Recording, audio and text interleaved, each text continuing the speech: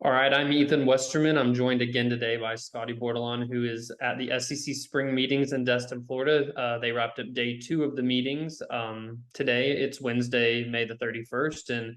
And Scotty today got a chance to talk with some of the Arkansas coaches down there and also get an update, a little bit on the football schedule talk. So, Scotty, just first of all, will you tell us the contingent of Arkansas coaches down there and then, what you learned from your time with them?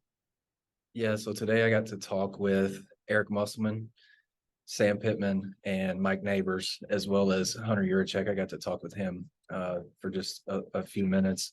The main, like, if you want to know what basically came from my time with the coaches, got an update on Quincy McAdoo. Sam Pittman said that he is, rehabbing exceptionally well, and he's actually now doing his rehab in Arkansas's facilities. So I think that's probably a positive. I don't know that I would be optimistic at all about, seeing him return to the field this fall. I mean, what he went through was life-threatening, scary stuff, and Sam did tell me that, he thinks that Quincy can make a full recovery, but it's going to take a little bit of time. And I think a little bit of a time might be an understatement, but that's what he said. So it seems like Sam was optimistic, but obviously, first and foremost, he wants to know that his guy is okay.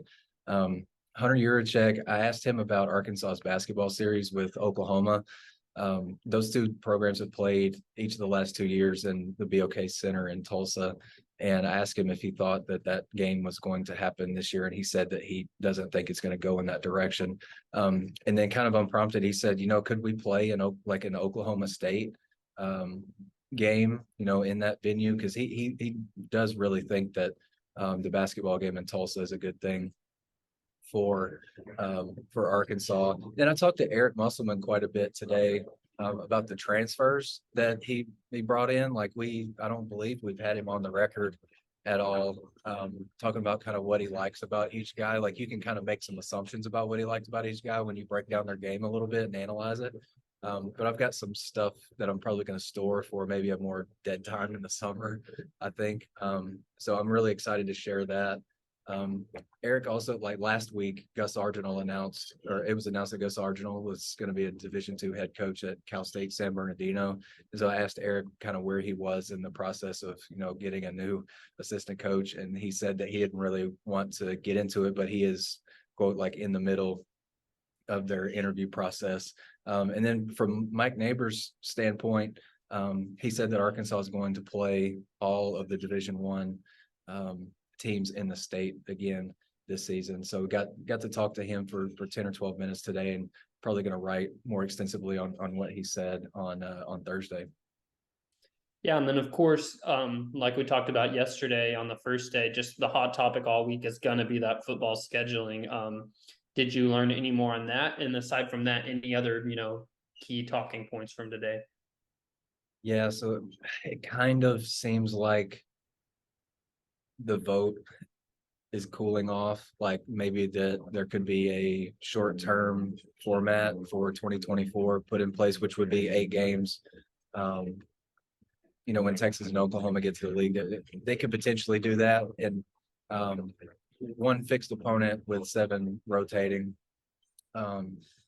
Greg Sankey late today was asked, if he thinks there will be a vote on Thursday, and he said, we'll see.